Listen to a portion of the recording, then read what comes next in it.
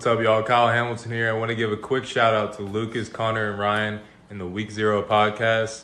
Running out of time, finally throws, and it is gone! Touchdown, Tyrell Roberts! Hit backwards, up in the air, it's on the ground, it is down! It is over, and the Irish have knocked off number one Clemson! Herbert's got it. Stiff arm again. Quarterback in the clear. Inside the 10. A hat-trick of touchdown from Justin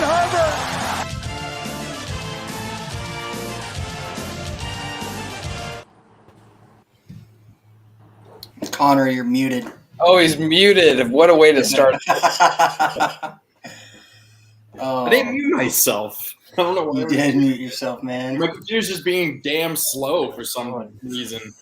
Like And they say, demonetized. they say MacBooks are the best, but then it's like being like slow as hell and being laggy. But anyway, welcome to the Week Zero podcast, guys. I am your host, Connor. 2020 USA 2026 World Cup champs, Doherty, incoming in 4 years' time. To my left is Ryan 2 mil for safety travel. Still pissed about the whole Bowen and Lamar.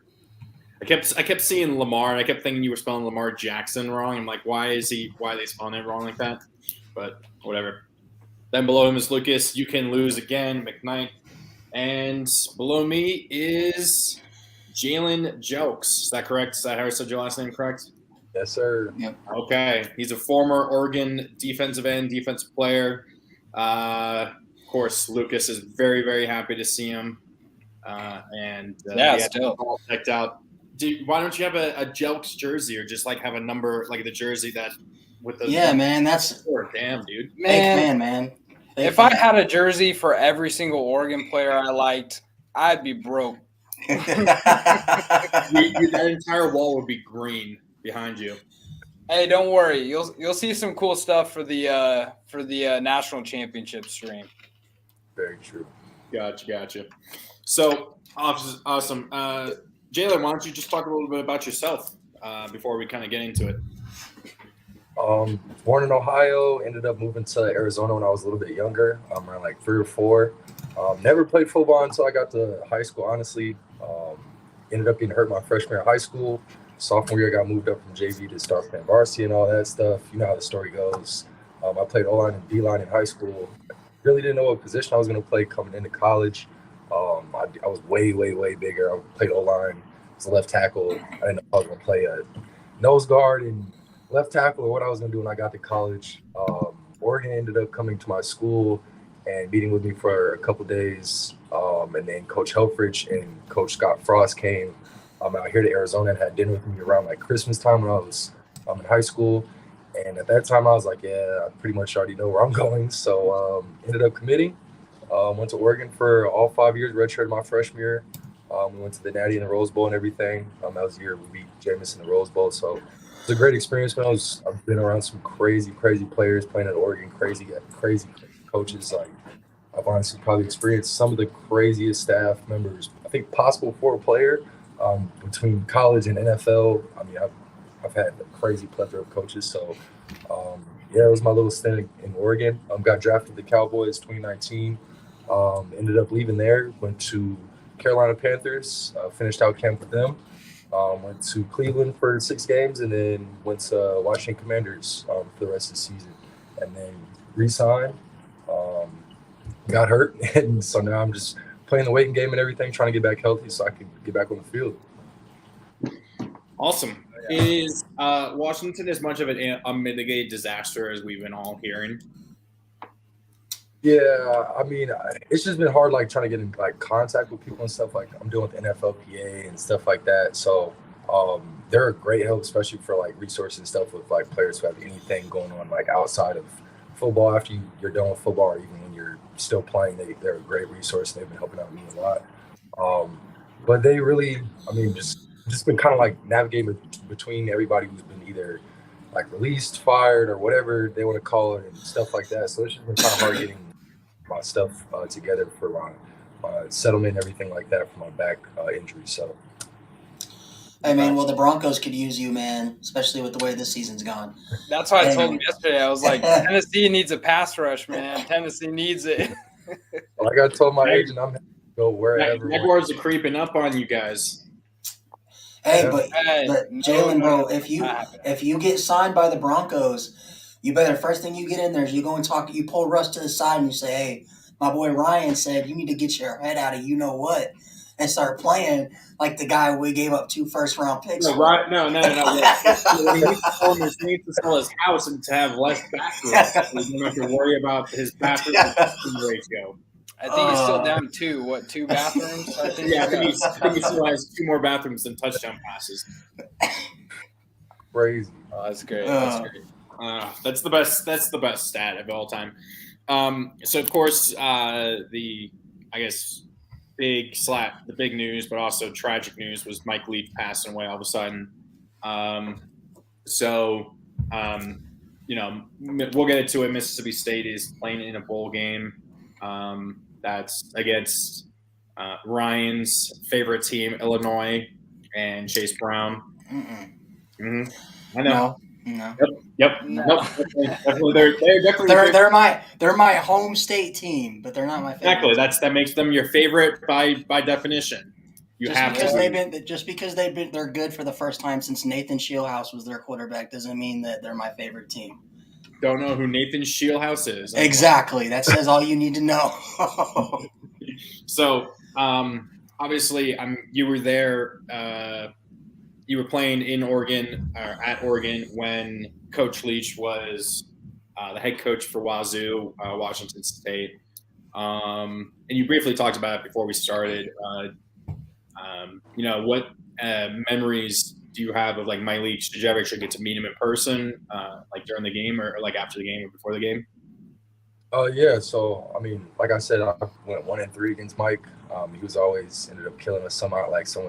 Just in the last fourth quarter or it was in the first quarter, we kind of knew what kind of game we were having, depending on how they were playing when we first got out there. And I think that all had to do with Mike. He was a real just calm, cool guy, but you could tell the sideline. He started scheming up some stuff. You could already tell the sideline started looking a little weird, and then these crazy plays start happening. And then there goes the score. They're trying to run it up on us. So he was a great guy. Always, anytime I got to see him after a game, I would always, say congratulations. Appreciate you. Great coach and everything like that. Everybody that I know that played for him, that had nothing but great things to say about him. The utmost respect for him.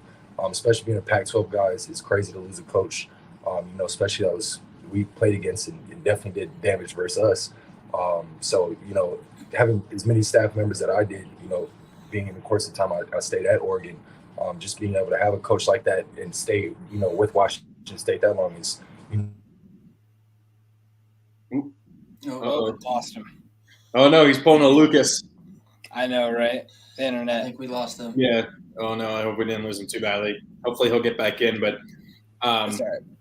So one thing I kept hearing about Mike Leach while we wait for Jalen to come back is just how unique of a personality he is. He literally, I think after his most recent game, sometime this season, there he is. Mike was told during halftime, at the end of the game, that the sideline reporter was getting married, and he started giving marriage advice to her on the sideline. Yeah, that's funny. So, and it's unfortunate if he had lived to coach this bowl game and he won, that would get his winning career percentage to exactly 600, which is the arbitrary requirement to be qualified for the Hall of Fame, which I think is kind of ridiculous because They'll put him in. He should be. For the innovation of the offense that he created. I think I saw something that was 10 out of the 10 of the years how long was that Wazoo? It was 10 years. I think it was I don't know, it was 12 or so or something like that. It was close to that. Yeah, I think 4 or 5 of those times I think the quarterback for that team led the entire country in passing yards. So that was that's insane. And then you see Patrick Mahomes. I think Texas Tech still used a version of the air raid even after he left. And Mahomes, while not a college, great, turned that into what he is now in the numbers. Yeah, which is crazy. It was like when they were doing when they were talking about Mike Leach before the it was the Thursday night game. They were saying he had coached or had been a part of the coaching staff for like 5 of the last 8 Heisman Trophy winners or something like that. It was ridiculous. Yeah, and you could honestly argue he made Cliff Kingsbury's career, to be honest. Yeah, Lincoln Riley comes from his trade. Lincoln Riley, Art Briles, Sonny Dykes, Cliff Kingsbury, obviously. Cliff Kingsbury. So, I mean, that's 3 of the Heisman Trophy winners there. I don't know who else would qualify that would come from his tree. I can't remember. I can't remember who they were, but it was like I know Clinton and Kingsbury was also a quarterback for him, I think, at Texas Tech in the early 2000s. Yeah. So, Lucas, you want to go ahead and give your best memory or favorite memory? Favorite memory, Mike Leach. I want to say it's got to be the season. I want to say it was 2017 with Gardner Minshew. Just that whole season, and you could tell that Mike Leach was not all about what this whole Minshew madness that was happening. He rode the wave, and obviously Gardner putting the fake mustache on him during the the fake mustache in the post game, all that stuff. I thought it was so great, and honestly, just the way that he molded some of these quarterbacks that probably. Well, obviously didn't turn out to be so great in the NFL, but they were they were showstoppers in the league or in college football with obviously Minshew. You look at Luke Falk, who was incredible. Connor Holiday, who led the nation in passing yards every season that he was there. Obviously, Baker Mayfield, who went on to win the Heisman. Graham Harrell. He coached Graham Harrell, who wasn't, nothing really until he got now he's an offensive coordinator somewhere. I can't remember where he's OC at, but just all these quarterbacks that weren't great, but he just made them look like Heisman contenders. Do we even remember who the quarterback was for Texas Tech the year they beat Texas? That was Graham Harrell. It was? Okay. That explains a lot. That was going to be mine. I mean, that's not a Mike Leach moment, but that's the moment where, that's one of the most memorable games of the late 2000s for me, because that's around the time I started getting into college football, really. I remember seeing that game and watching that game and just seeing the kind of insanity that arose from it. And that's a play that's ingrained kind of into my mind, and I can kind of exactly hear. It's like the kick six. It's just when you think of college football, yeah. I'm not a fan of either team, but I can hear and see exactly that play. And you could probably run it without the play itself, and what play it is. That's how famous the call is too. Yeah. But I'll go ahead next. My favorite memory of Mike Leach was the post game press conference he had where he was explaining all the Pac-12 teams and which mascots would win in a fight. He was talking about, I think he said something about the duck would just sit there and paddle around. The bear would maul the tree. The Trojan wouldn't really do anything unless he had a sword. He had a sword. So, I mean, that was probably by far, because it was just hilarious where he came up with this stuff. And it's you almost got to cherish that moment. If you were ever a reporter getting to ask him questions, that had to be the funnest. You also fully had to strap yourself in, because you had no idea where the answer was going to come from. Jalen, I mean, besides meeting him in person, do you have any other moments that you can kind of think of? Oh, you're muted, I think, or something's up with your sound.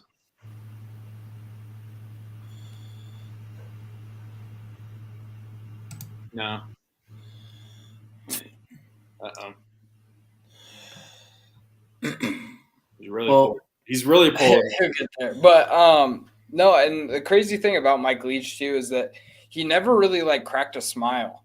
It was always like he never laughed or anything when he made these funny jokes and stuff that was obviously hilarious. But he would just say it in this like monotoned voice, just the absolute driest humor. He's like Ron Swanson as a football coach.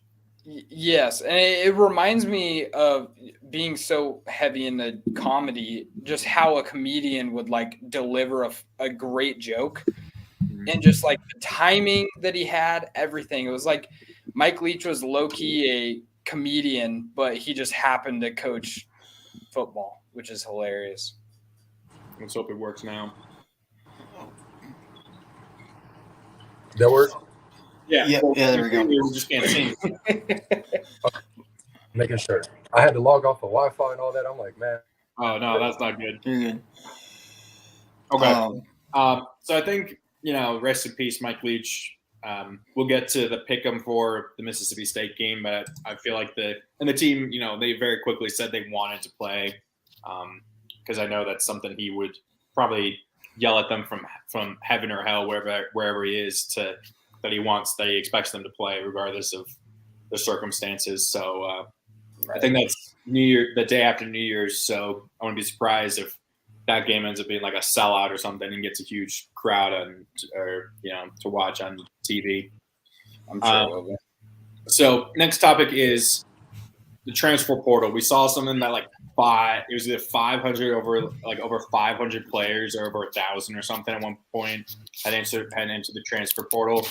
And of course, Ryan is throwing a bitch fit with the whole the guy potentially leaving Oregon or leaving Notre Dame to go to Oregon because of the deals, getting mad at USC for Jordan Addison and Caleb Williams. Because USC cheated, man. They cheated. So, yeah. Obviously, Jalen, you never got to really experience this because this was after you left. But the transfer portal was kind of a thing, at least towards the tail end. I would have to guess, right? Like 2017 or 18, I think, is when we really started to kind of hear that term being used. But the NIL stuff was after that. So, what's your kind of experience and kind of opinion on that? I mean, honestly, I completely understand if players and stuff want to transfer and go to a different school and want to better their either education or try to end up going to the league and just trying to put themselves in a better athletic opportunity. Just because I know the situation when I was at Oregon, we had coaches coming in almost every other year, and that changed a lot of different faces around our facility and stuff, as well as players too. So I totally get players transferring and trying to go to other places and stuff like that, or entering the portal to at least see what else is available for them. The NIL stuff, I can see that kind of messing up stuff in the future though. But at the same time, I do get it, and I do appreciate the fact that they even came up with something like that, because I remember eating ramen noodles in college and we had games on Saturdays. So, stuff like that, I totally understand. Players, we go through a lot of different stuff that I'm sure that we don't get paid, quite frankly, enough for, just because I had longer hours in college and I did the NFL. As crazy as that sounds, but it's also profession versus education and stuff like that too. So there's a lot of stuff that plays into it, but I just hope it doesn't end up ruining players' aspect of coming in to play football, and it doesn't turn into an NBA thing now where it's I'm going to come to college for 1 year, do the best here, go somewhere else for next year, get as much money as I just hope it doesn't turn into that kind of thing. I just hope it kind of just sticks where it's at now and just kind of bettering the players and their opportunities, just basically valuing an actual player for his performance and his worth now. And I get, the basis of how they're doing things, but I just hope that in the future it doesn't ruin things and mess up other players that want to play football later on, and they don't want to just go into it for this reason. So, Jalen, I want to ask you kind of this different question, but kind of in the same realm. We see these five-star kids now, like a Keon Keeley, who #1 edge in his class, or we see Peyton Bowen, who's the #2 safety in his class, who commit to these schools and are committed for over a year. And right before signing day, or a couple weeks before signing, or a couple months before signing day, these schools like in Alabama, Ohio State, and Oregon start coming out of the woodwork. Or Notre Dame doesn't actually utilize the same concept of NIL that they do. But anyway, What do you think about like those kids being committed to these schools for long periods of time, and then Ohio State comes knocking on the door and says, "Hey, I know we haven't been in contact with you for your entire recruiting process, and we're kind of new to this, but we'll give you $2 million right now to flip Here's and just enough come money play to at go buy. Ohio To State." literally go buy a Ferrari and a pretty Yeah, nice so apartment on campus. because I want your opinion on that, because as a fan of a team that's happened to twice now or three times with Dante Moore, it's frustrating because I don't think it's the right way about going about recruiting these kids, Right. because I understand like getting NIL deals once they get to campus, right? Like, hey, if you're Bryce Young, you're the best quarterback in your class, and you get to campus, you want to get an NIL deal, that's fine. But I just don't like the idea of like the Using school that as giving an out actual, fat paychecks to these using it kids as to an kind actual of recruiting tool. entice them to switch schools and kind of flip gears and like have no loyalty, if that makes sense. Yeah. And I mean, what are your thoughts on that? I mean, again, like I feel the same way you do. I hope it doesn't ruin things in the future because it already seems like it kind of is right now. But again, it's also on the players and the coaches as well. There's, I would say, a fine line between like business and kind of like compromising with your own like I guess pleasure as well. Just because, again, I've been through so many coaches that have told me, "Hey, I'm gonna be here next week," or yada yada yada, and 3 years down the line, they've been 5 different staffs. So it's kind of hard to, you know, even establish yourself with a coaching staff and know that they're going to be with you for a long period of time unless, they physically tell you that and they can still go do something else. Or, you're a player who I committed, I think a week before my first high school senior football game. So the whole season I had coaches hitting me up left and right, trying to get me to come after they see me play and all that stuff. So I know the kind of business where there's a new coach comes in every day trying to give you a new offer and we got this new facility and this new housing place and that stuff. So I even know what it was like back then, let alone with them just throwing money on the table like, hey, they're committed, but I'll give you a couple million right now just to come to our school because we're going to make that money back anyway. So that's the way I'm looking at it, because at the end of the day, yeah, the player has to, go forward and play football at that school or whatever to, get the money and all that. But at the same time, it's also a business thing. If the player is not, I guess, entitled enough to that team and he doesn't feel like, oh, well, I'm not the big shot or, things like that, or I got my $2 million, I don't need to worry about you guys, you think? Like, what I'm saying? Stuff like that. That's why I feel like we're going to run into more problems because we already are now. We already kind of seen it with the whole Texas A&M experience. I mean, Yep, when they had exactly. number one recruiting class in the country in all of college football history, and guess what? Yep, 20 of those kids are already in the transfer portal and leaving. exactly. And 5 wins later, 20 of them are leaving. Exactly. And I mean, that's the thing too, though, because I mean, if I was a young kid, especially a junior or senior in high school, getting ready to commit, and I was already committed to Oregon, and even Ohio State or Alabama did come offer me and say, hey, we're going to give you some money or whatever to come to college, I'm just going to go to Oregon, the team that I've already committed with, because I've already dealt with them, been with their staff. They've sat down in my house, eating dinner with my parents and stuff. So that's different. I would come with them now and be like, hey, is there a counter offer, anything that you can do to me, not right now, or even when I get there, that would, I'm saying, benefit both of us or help to where I don't have to be eating ramen noodles and stuff like that. So I totally understand, but at the same time, there's a business aspect of it that I feel like a lot of kids are not grown enough to handle right now. Mm-hmm.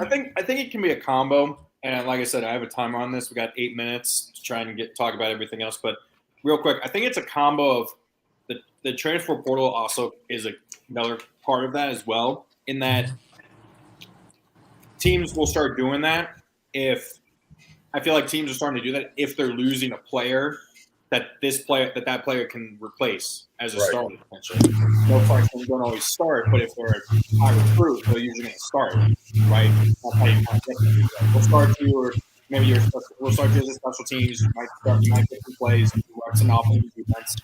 So I feel like that can be it, where you have a player might leave or multiple players might leave from a position, and then this player that you were on before but you didn't get is suddenly like, oh, let the 11th hour, let's throw everything at him to try and get him because we know he was at least interested, and we know that we were on his short list to begin with before he made his commitment.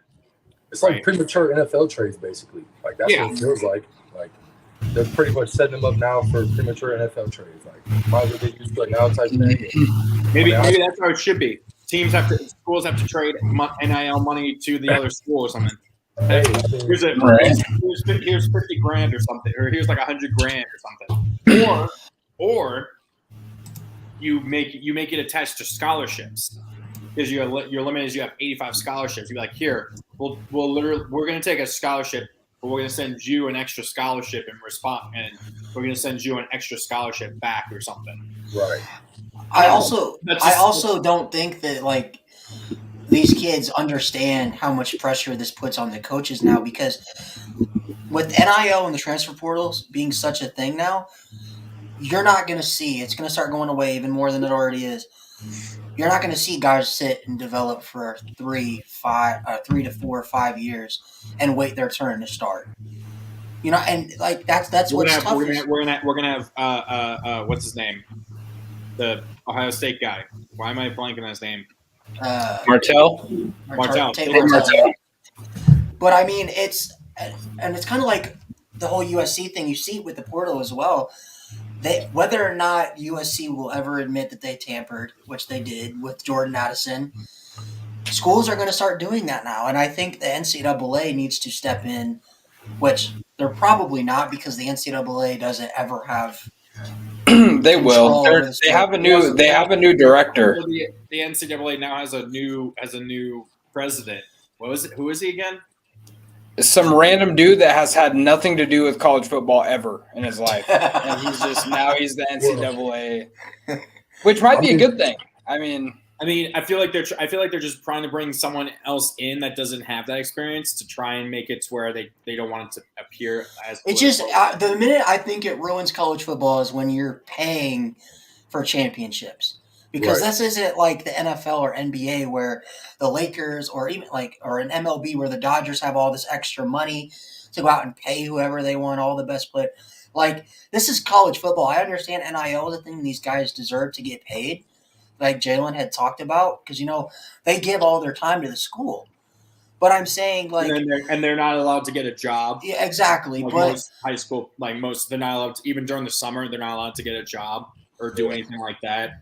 But it's like when you see a USC team that goes from 4-8 to 11-2 and a Pac-12 title appearance, and because they got a top 5 quarterback in college football to transfer, and then now Heisman Trophy. They tampered with the best wide receiver in college football from 2021, even when he wasn't even the portal yet, and offered him money to get in the portal. And then they get guys like Travis Dye, who was a top 5 running back in college football. I mean, it's just insane to me why, there's no overall ruling about this stuff yet. And it's so frustrating because it's going to end up ruining college football. Because the reason people love college football is because it's not the NFL and it's not commercialized to that extent. Well, now it's going to be. All right. So, Jalen again. We'll talk about this while we wait. Right. Bryce Young, Will Anderson, they're opting into the Sugar Bowl. Makes sense for Will Anderson because his stock has actually dropped since the season started. Why? And how? Because there are players that are better than him, Connor, talking over me. There are players that are better than him, and they're actually a lot of people are actually talking about them being higher picks. Will Anderson was the number one guy coming out last year. Like, he would have been the number one overall pick. Right. Now he is not going to be the number one overall pick. He is probably going to be a top 10 pick for sure, 100% top 10 pick. But there's a different kind of money between number 2 and number 1. And so I think if you're Will Anderson, maybe you go out there and you put the last taste in someone's mouth being you having 6 sacks against whoever they're playing. I can't remember who they're playing. Kansas State. You 6 sacks. He'll have 4 or 5 sacks probably. And then that's the last taste you have in your mouth is, oh, wow. But then the thing is, what if Bryce Young gets injured? What if Will Anderson tears his ACL? I'm pretty sure Bryce Young is coming back. I saw something about it. Why? People are already saying he's going to be the first overall pick. I would take him over Stroud as the best quarterback in this draft. Right now, Will Levis is called the best quarterback in this draft. Well, I'm just saying Mel Kiper came out with his top 10, and Bryce Young is the first pick off the board. Kiper at this point, he lost Jalen again. He's like a 40% like hit rate on this shit. He's not the best. He's not the worst. He's just whatever. He only has a job with ESPN because he literally started the whole mock drafting concept back in the 80s, and then he had a famous tit with a Colts GM about a linebacker that was drafted. So that was kind of funny. That's literally what kind of made the draft like a must-watch TV kind of thing. So. But yeah, I could be wrong, but I'm pretty sure Will Anderson wasn't even the best defensive player on his team this year. He wasn't? Statistically. Yeah. Washington is stealing Jalen's Wi-Fi. Yeah. No, my phone actually overheated. I mean, I had my phone plugged in like a charger, and it popped up like a little temperature thing. Okay. Gotcha. I couldn't even. I have an ice pack sitting behind it right now, so I can use it because I'm like, I gotta charge my phone. StreamYard is pulling it. Yeah, Washington. Yeah, the Commanders are trying to steal everything that possible from you. Man, they're trying to take the Wi-Fi. I'm sure. Okay. So, I mean, Jalen, real quick. We'll move on. Yeah, he's like Will Levis, really? He's projected as the number one quarterback. Yeah. Did they not see his play this year? Exactly. I mean, Young Stroud, honestly, above him. But Jalen, do you think it's smart that Bryce Young and Will Anderson, two guys who probably could potentially be like top 5 picks, are opting into the Sugar Bowl? I mean, I'm honestly, I told everybody when it didn't matter if I won the Heisman or not, I was going to play in my bowl game. So that's one reason why I feel about it. But I think that's just because of the kind of time that I did spend at Oregon and the people that I did spend time with. Like, I wanted to play more football with them. After I was done playing football, I wanted to play more football with my guys. Because once you're around a certain kind of group, I feel like either it doesn't matter who you are and what you have going on. Like, I mean, even Chris McCaffrey and stuff like that, opted to play in, opted to play out, stuff like that. Or it didn't matter who we had. But think about it. One way or another, Marcus played in every bowl game we had. So that's where I looked at it. Marcus played in every bowl game he had. I'm playing in every bowl game I'm playing in. So why not? I remember. Thank you, Phil. Thank you, Phil, for saying that. Who the hell is Mel Kiper anyway? I mean, even Jalen can he knows what it's like, because I remember I was reading up on you, man, and you decided to come back for your senior year instead of going to the draft when there was a lot of draft hype around you. So, I mean, I think it shows that Bryce Young and Will Anderson are also very competitive. Like, they have that competitive spirit. A lot of these kids are scared to go out there and risk their body for, a possible bowl game that, quote unquote, doesn't matter. But like, I mean, I respect it. I really do. And actually, it kind of makes me look at Bryce Young and Will Anderson in a different light, that they're not scared to go out there and put their line on the line and risk a possible NFL first round pick, Yep. So I definitely feel that. Cool. Okay, let's move on real quick before we get to the Pickems. What bowl game are you most excited for? We'll say any bowl game other than the teams that you're like. Then your own personal team or the playoffs. Because those, while they're bowl games, they're kind of not. I guess. Yeah. You get the trophies, so I guess that counts. But still, I always thought that was a little weird. I mean, of always the Pac-12 games, I always love watching any Pac-12 team that goes to any bowl game. It doesn't really matter who it is, honestly. I just like watching, Pac-12 compete. I feel like we have a different football than everybody else, the same way somebody from Alabama thinks, Georgia and Florida football and, Alabama and all that stuff is different too. So, I don't know, any Pac-12 team that's playing in any bowl game, I always cut them on just to watch because I have a lot of younger guys that play too. So I always want to, watch them to see how they're doing and see how the game is developing. And also, I want to see there's a couple other games. There's a few games out here that I'm going to go watch live. I forget who's playing them. I have to look back at them. But Arizona always has good bowl games out here. So it's just I I love football, man. I'm just gonna go watch live football. I just want to watch the high school football state championship out here. That was amazing. So I just like watching football, man. Yep. So Lucas, what do you got? My favorite one, going on the same. It's tough. I'm kind of like torn between two. Same thing with the Pac-12 ball. I think it's it's completely different than anywhere else. So I love watching Pac-12 football. You get a little bit of Big 12 in there with the big scoring, and then you get a little bit of Big 10 in there with the great defense. So that's why I love Pac-12 so much. But I think the one I'm most excited to watch is probably, even though I'm not a big fan of Jimmy Kimmel, the LA Bowl. Washington State and Fresno State, I think that could be a barn burner of a game. Jake Haener playing in his last game. Obviously, Cam Ward and Washington State, they know how to put up points. I think it's going to be a really good game. And then a little bit of redemption against the Gators with Oregon State playing this weekend. An Oregon. Wow, you're bringing up the Beavs. I mean, obviously upset. Upset about the loss, but man, Oregon State, if they could get 10, if we could get 10, that's going to be. They should. Let me just say this: they should blow out Florida. They should blow out Florida. Has Robinson opted out? AR-15, he's going to the draft. Yeah, so he's. Oh yeah, I definitely. Yeah, Florida has no chance. I think without him. So I definitely, I mean, that's going to be 4 teams in the Pac-12 with 10 or more wins if Oregon and Oregon State can get it done. So I think that'd be really good for the schools. I think UCLA also is on the fringe of 10 wins, so maybe even 5 teams, which is pretty crazy. Yeah, facts. Okay, Ryan. So I'm a big small school guy.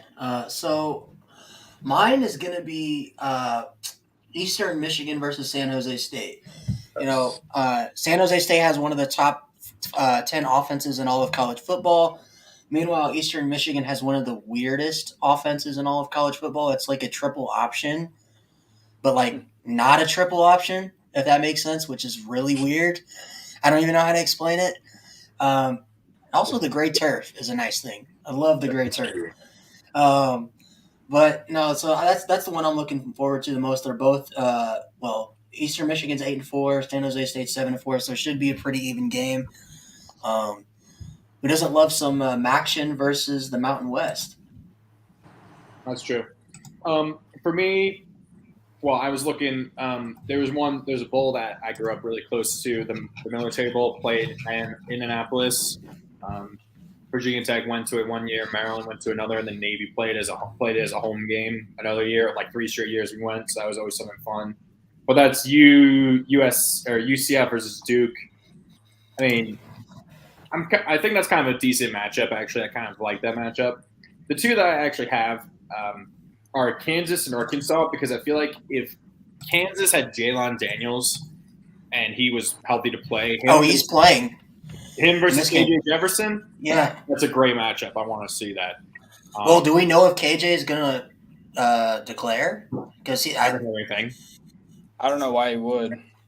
And then the other one is actually Lucas's team and Jalen's UNC versus Oregon, Drake May versus Bo Nix. 2 very explosive offenses, with one team having a absolute shit the bed defense in UNC, and then both teams. I mean, both teams to an extent, but I'd still take. I think Oregon's going to blow out UNC. And then Texas versus Texas Washington. That'd be a good one too. That's a good game. I picked Texas because Huck the Fuskies, but I think Washington's probably going to win that game. Okay, we are finally on to the Pickems, and I won for the 2nd straight year. It's because you went last. That's why. I got a couple questions for Jalen real quick. Okay. Obviously, talking about bowl games, you played in 2 of probably the weirdest bowl games that Oregon has ever had. In 2015, when we blew that big comeback versus TCU. Explain how you felt about that one. I'll get into the other one after Is that the Alamo Bowl? That was the Yeah. Alamo Bowl, yes. I mean, at Wait, was one that the point- year that was the year TCU got kicked out of the playoff for Ohio State, right? No. No? No, Okay. that was 14. yeah. That was 14. 2014? Okay. Yeah. That year was it was a bit odd. That game was a bit crazy, and at one point I was just looking at people like, I know we have another quarterback somewhere. I used to play quarterback. Like, I'll step in and play if we need to. Like, we literally just need somebody to just handle the ball. Like, Yeah. I get bad snaps and stuff, but when you're under center, there's no way like you just should not be able to not grab a football and just pick it up and at least hand it to somebody. You know what I'm saying? I mean, I get you're a backup quarterback and everything, and Marcus was handling and doing above, or Vernon was doing his job above and beyond that year. But at the same time, like, that's why I also look at quarterbacks and the people over there like BSing all day at practice. Like, all right, when push comes to shove and somebody gets hurt and you up next, don't look crazy when fire's in your face and you don't know what to do, and then you're looking like a scrub. So, hey, I was always prepared for anything and always the worst, but that was a whole different story. I looked at DeForest at one point during the game and was like, I don't think we can do anything else about this, bro. Like, it's not in our hands. And it really wasn't. And we sat there by the DC. Hey, unless Jalen, unless you got a pick six and took it to the house, I mean, I'm sure. I mean, obviously, that's one of those games where, like, once it gets to a certain point, you're like, there is nothing. The momentum's completely gone. There's nothing that you can do. Yeah. It's just it probably just. I'm sure it probably just felt inevitable at some point that it was going to happen. And that's the thing about that 2015 season. Mad and frustrated. Yeah, go ahead. Like, it was just like and that's what I'm saying too. Like, the whole way that season just kind of ended up was so odd. And then for us to, I think that was the third time we were in the Alamo Bowl, something like that, and we've lost almost every time I think we've been there. That's crazy. So Oregon should just the, never play in San Antonio or Texas ever again. The one time we won the Alamo Bowl was in 2013, and that was when Marcus hurt his knee. It was against Texas. Yeah. Yeah. I was going to say, that's the only time I remember us even winning, and that was before I even got there. I remember watching that game at home. I was like, oh, I can't wait. Didn't you guys lose the Alamo Bowl last year to Oklahoma? Yep. Yeah.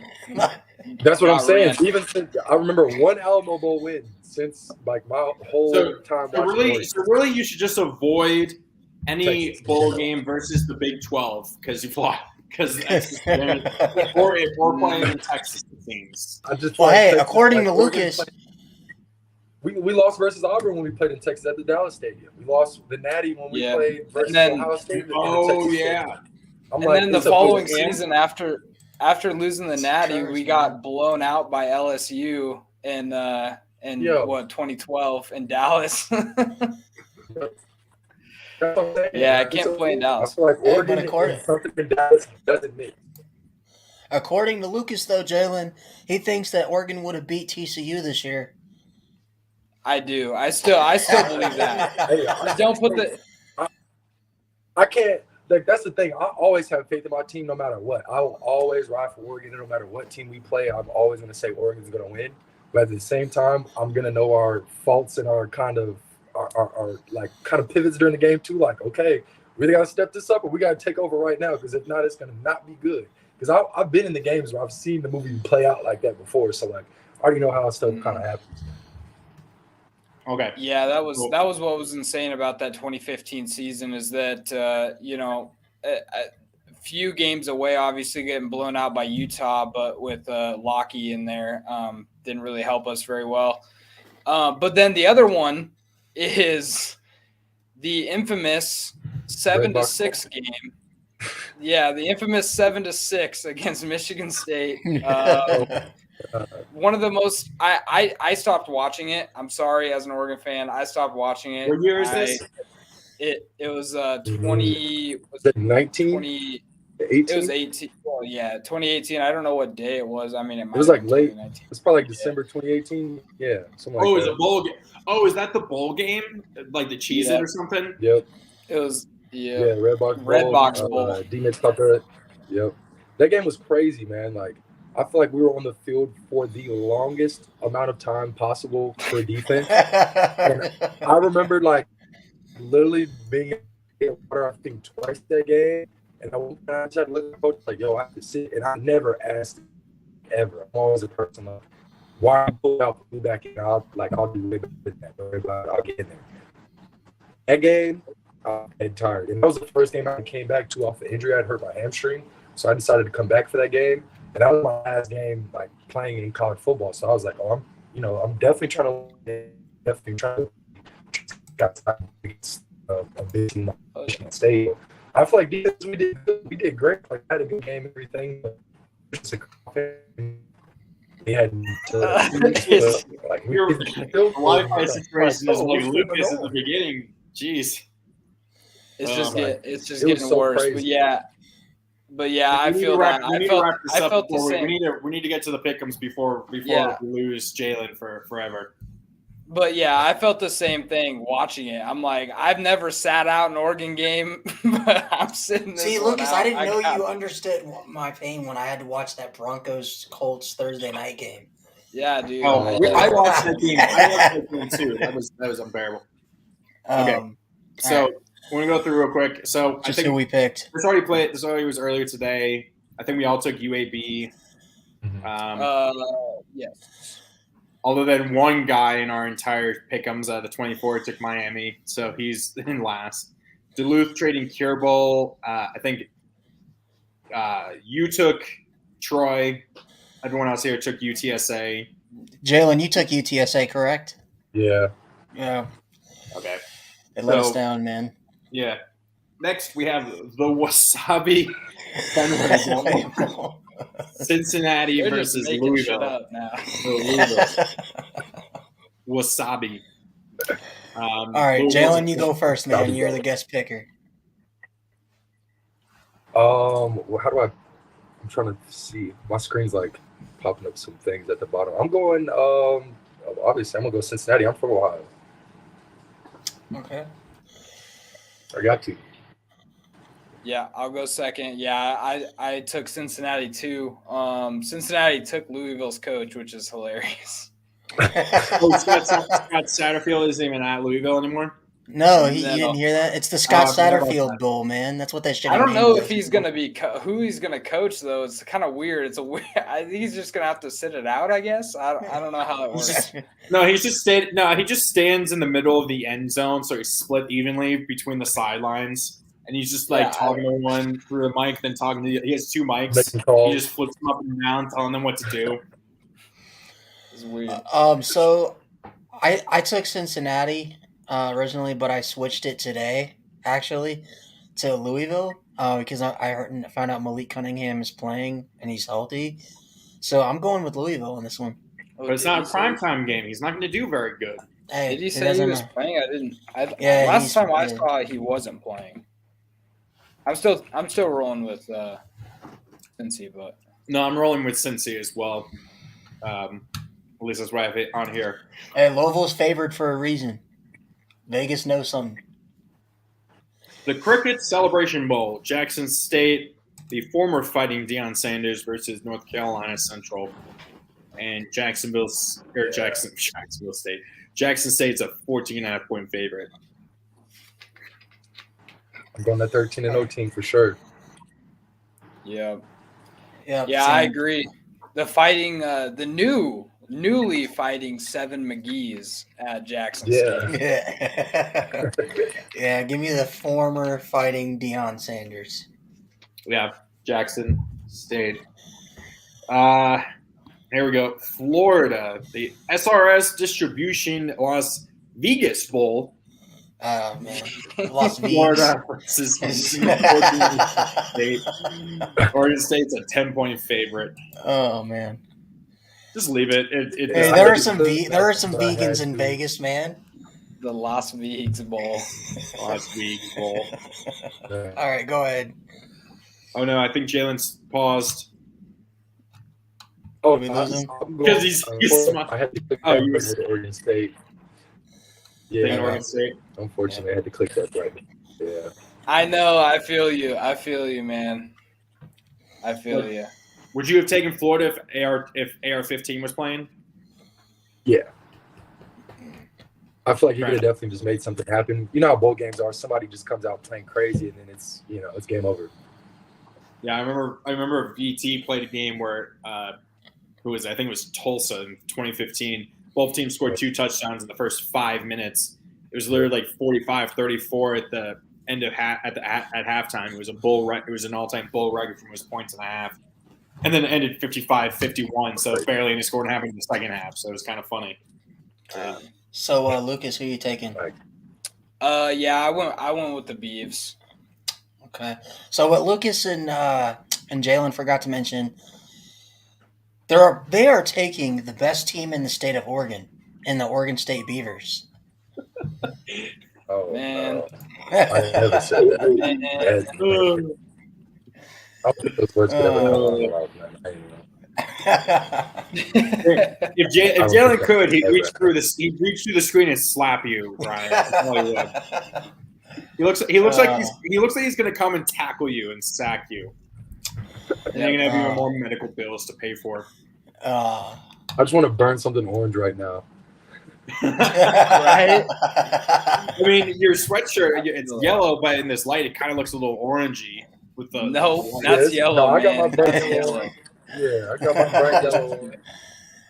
All right, Connor, who are you going with? Yeah, I mean, I got Oregon State, AR-12 just not being, or AR-15. I don't want to say AR-12. I'm thinking of Aaron Rodgers for some damn reason, whatever. Yeah, I just don't. I don't think Florida has it in them without Anthony Richardson, Aaron Rodgers, same thing. Yeah, they're both divas. It's the Jimmy Kimmel LA Bowl, which I think this is not the Poinsettia Bowl because I was down in San Diego, but I can't remember which bowl that was or which bowl that is now. But it's Washington State versus Fresno State. Fresno State's a 3.5-point favorite. Fresno for sure. I'm for, that's Washington State and just happens Leach. They might come out. Crazy. Yeah, that is true. They might just come off the fire for him. So you never know. That's a good point, Mike Leach. Yeah, I'm taking the Cougs. And I'm taking the Cougs because I think if they can play how they've played against a lot of these Pac-12 teams this year, I think they can absolutely dog walk Fresno State. No pun intended. Dog. Yeah, and Cam Ward is good, man. Cam Ward's really good, and it scares me for the future of the Ducks because Cam Ward is a stud at Washington State, and he's only like a true sophomore or something like that. So, like, you got another year at least. So I love me some Jay Kaner and some Fresno State Bulldogs. That they're the real FSU of college football. I even made an edit for him in the offseason, but I'm going with the Cougs. I think Cam Ward is going to get it done. He's going to throw for 5 touchdowns and I forgot to mention my boy Robert Farrell, who I went to college with, is a Cougars wide receiver. So gotta go with the Cougs for that. You gotta get him on the pod, man. Nice. Get him up. Say I knew you. He doesn't remember who I am. I was a P Squad kid. I was about to say you need to try and have him get Cam Ward on here. Damn. He was good. I was just watching from the sidelines. Okay. Yeah, I will complete the trifecta of taking the Cougars and be the MILF hunter that Zach Wilson is. No, the MILF hunter Zach Wilson aspires to be. Exactly. So yeah, taking Wazoo. Plus, I do think that Mike Leach thing is kind of is actually something that I completely forgot about, and I think that's going to drive him. But the Lending Tree Bowl, Rice at Southern Miss. Our boy, the Fighting Cam Harrell. So did he win? Did he win anything? Yeah, he won Special Teams Player of the Year. Let's go. He came in second for Defensive Player of the Year. Man, they fucked up in the summer. The linebacker for Troy got Sunbelt Defensive Player of the Year over Cam. So it's also depressing having to play a 5-7 team in a bowl game, but That's true. Well, Jalen, I'm sure you're very used to eating rice in college, so I'm sure you can easily make a pick here, right? The bad jokes. Yeah, Yes. Southern, yeah, I'm going Southern Miss for sure. Yeah, Southern Miss. Yeah, I gotta go with the boys, the Golden Eagles. This is the game that Army should have been playing in, since they are actually 6-6. There should be no reason. There should be no reason that Rice at 5-7 should get in the bowl game. But anyway, yeah, give me Southern Miss and the Fighting Camarillos, and it's not even close. Yep, give me the Fighting Camarillos. We lost Jalen again.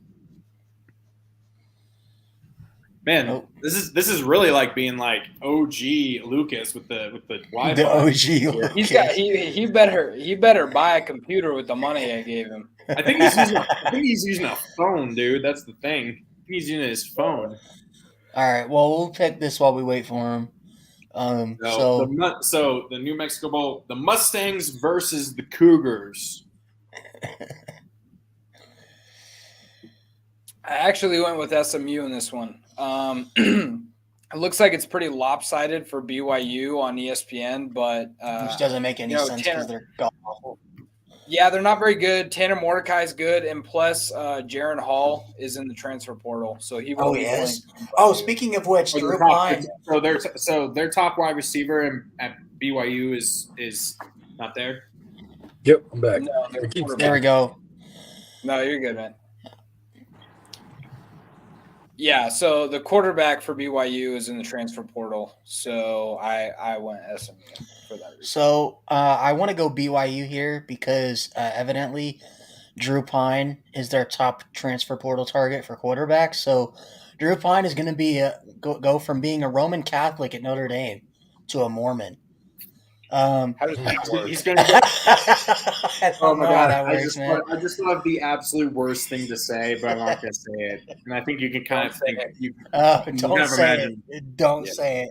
But anyway, I'm going to go with my brain here and not my heart, and go with the Mustangs of SMU because I think a Mustang would stomp the crap out of a Cougar.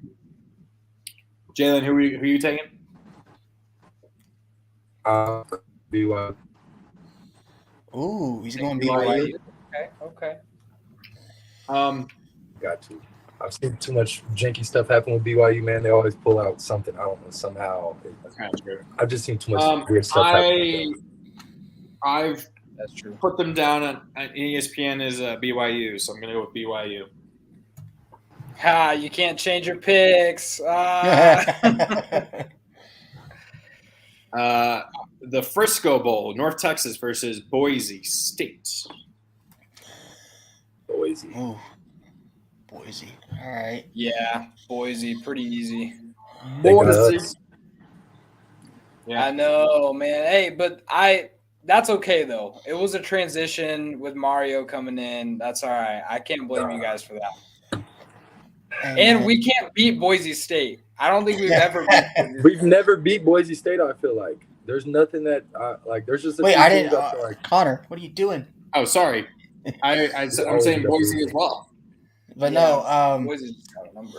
I'm gonna go Boise as well. But I would not be surprised if North Texas made this a game because we seen them play UTSA to the wire last week. So fair enough. True. Okay.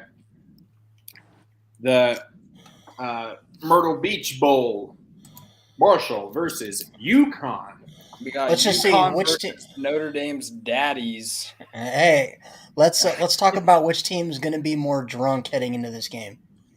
I mean, UConn fans haven't been at a bowl since like 2015 or something, so they're definitely gonna be drunk as hell. They got to pick Marshall. Yeah, sure. Man. Yeah, for sure, Marshall. And they have one of the best running backs in college football. He actually led the country in rushing yards this year. Nice. So, yeah, I'm going to go with the Thundering Herd. They will be Marshall this week. And they will be Notre Dame's daddy for another year. No. Yes. No. Yep. Nope. Yep. They are. No. They are until further notice. Hey, we already know that game was a fluke. So it's okay. Yeah, it's because it's like it's a fluke that you think that just like it's a fluke that somehow you thought the Broncos are actually going to be good this year. I didn't know that. All right, keep it going. And I'm taking Don't get me Marshall as well. So that's clean sweep for Marshall. The famous Idaho Potato Bowl. Who doesn't love it? Who doesn't love that? It's the best. That's one of the best ones, along with the Duke's Mayo Bowl. Those are the two best awards there. Yes. Because I think the winner of this gets. They get a bucket of French fries, cold French fries. Sure, I'd rather not get burned, but I kind of would want the hot fries to actually be able to eat them. But that's just me. Well, this game is played in Boise, so I don't think those fries would be very warm for much That's longer. true. Like That's true. Be very, very cold. I think I picked San Jose. San Jose. Yeah, I took San Jose too. The one game that I watched them play in this year, they absolutely smoked UNLV. So that's all I have for But this. that's UNLV. I don't know. This is what I got. I went with the Spartans of San Jose State as well, the best Spartans in college football. Oh, looks like I'm the only one. I'm taking Eastern Michigan because it's an even split on ESPN. It's 50-50 in the choices. So I'm going Eastern Michigan for no other reason than I like the gray. I just love some of these names. The roofclaim.com Boca Raton Bowl. I think this is in New Orleans or is this No, this is in Florida, Boca Raton, Florida. Oh, Boca Raton, Florida. Sorry. So Liberty versus Toledo. They get to be down south where it's very nice and warm. The defending the MAC champions in Toledo. Nice. Jalen? I think I picked Toledo. I'm pretty sure. I don't remember. Yeah. I can't look at the list right now. I'm on my phone. Yeah, no worries. You're good. So I also picked Toledo to win this. And it's mostly because of Hugh Freeze not being at Liberty anymore. So I took Toledo not only because they're now the defending MAC champs, not only because DeQuan Finn is the best named quarterback in all of college football, but also because Hugh Freeze left Liberty and Salter, the starting quarterback for Liberty, is transferring to Auburn to go with his head coach. So for that reason, give me the Rockets. I didn't know that. I didn't know that either. But yeah, I still took Toledo either way. I mean, it's very close, 51% to 49 on ESPN, so it's a very even split. And I could see either team winning despite that. But the RL carriers, I don't know what RL is. New Orleans Bowl, Western Kentucky, which apparently Kentucky's not very important because it's not capitalized. USA, South Alabama. And USA, a 4.5 point favorite versus the world. They're favored by 4.5 goals against the rest of the world in the World Cup. That's right. I'm going Bama. Gotta go Bama. Ooh. Yeah, I'm going South Bama too, even though that quarterback for Western Kentucky went into the portal for like one day and then came back. Oh, he did? He did come back? Okay. Yeah. He was in the portal for like one day, didn't see anything he liked, and then So basically he pulled a Jake Hanna. he must have went into the portal, got an offer from Notre Dame, and was like, nah, I think I'm going to stay in Kentucky. Gotta go. Hey, man. He'd rather stay in Kentucky. At least he didn't pull a Jake Hanner and go in the transfer portal, commit to Washington, and then go back a on day it. later. Yeah. A 3-day process. It was like a 3-day. I wish he did. But no, I'm going to go with the best team in the state of Alabama and the South Alabama Jaguars. In the state of USA. Give me, excuse me, All right. South Alabama. The hiccups ruined that whole moment. The Lockheed Martin Armed Forces Bowl, Baylor versus Air Force. Baylor's a 5.5 point favorite. Baylor, I think their starting quarterback Blake Shapen. I'm not sure. He's either injured or something's going on. They just lost their backup. Drones, he transferred to VT. He was a former 4-star, so big pickup for VT there in the transfer portal. Yeah. Well, Air Force for sure. I went Air Force as well, even though it's pretty lopsided on ESPN. That's because no one believes not enough people have seen the triple option and how that can really mess with teams. I'm going to go with Baylor. I think, being a Power 5 school, as well as a team that has a top 20 defense in all of college football, I think that means something. And I think Air Force, all they have is really running the ball. They can't pass the ball effectively. So I just trust Baylor more in this matchup. All right, speed rounds. Okay. Air Force. Okay. The Radiance Technologies Independence Bowl, Louisiana versus Houston. Houston. Yeah, Houston, lopsided. Man, we got so many Cougs in this in these bowl matchups, man. So yeah, give me the Houston Cougs. Cougs.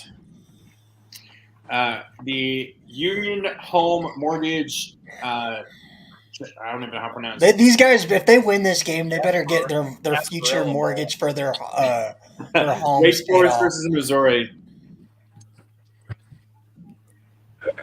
I'll go Wake Forest. I went with Missouri. We're talking about the Cougs. Let's go Tigers. Yep. I'm going to go with the real Tigers of Missouri. And when they win this game, their players will not have to pay mortgage on a house for the rest of their lives.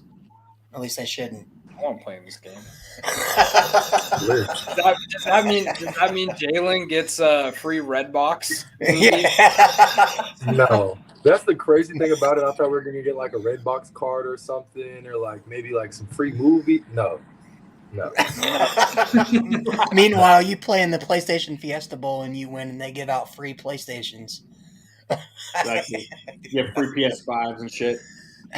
It's crazy. We normally got like beats and stuff. They just gave us headphones and stuff like that. That's pretty cool. Or you go, or if you're in the Belk Bowl, you get a $500 gift card to buy some clothes from Belk's. Milk, yeah. This is like a southern version of Kohl's, and I'm like, I've never been to a Belk's, but so who did you go with, Connor? well, I would love to back Missouri because that's where my cousin went. Are you sure, Ryan, that Hartman's going to play? Yeah, he's playing. Well, Hartman I'm is taking playing Wake. this game, yes. Give me Wake with Hartman. Okay. And then he's transferring to Notre Dame, so that's good with me. No, he's transferring to VT, so shut the fuck up. Shut the fuck up. Hey, you guys got a name of you guys got a quarterback already. His last name is Drones. So Chiron Drones. Easy Post Hawaii Bowl. Middle Tennessee State versus San Diego State. Both games to enjoy the weather out there, and we've lost Jalen again.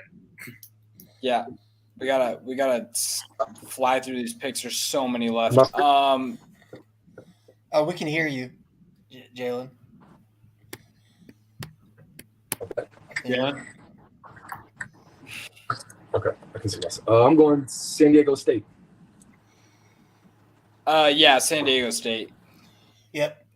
Give me the Fighting Matt Arises. Now I can actually say that since he got clear. Yeah, you can say it now. That still is very bad. Still admitted to wrongdoing. Okay.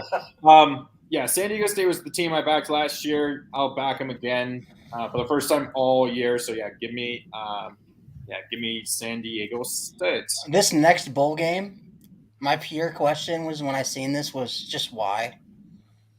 The Quick Lane Bowl, New Mexico. Yeah, no, because these two teams are ranked Detroit. These two teams are ranked in college football's worst 25. So At 6-6, wow. yes, so this is going to be a terrible Green. game. Yeah, I'm going Bowling Green as well. Yeah, give me the Falcons of Bowling Green. Yep. Bowling Green, it's a sweep. The Camellia Bowl, Georgia Southern versus the Fighting Khalil Max of Buffalo. I'm going Georgia Southern. I got some old friends that are alumni there. I went with Buffalo for no reason at all.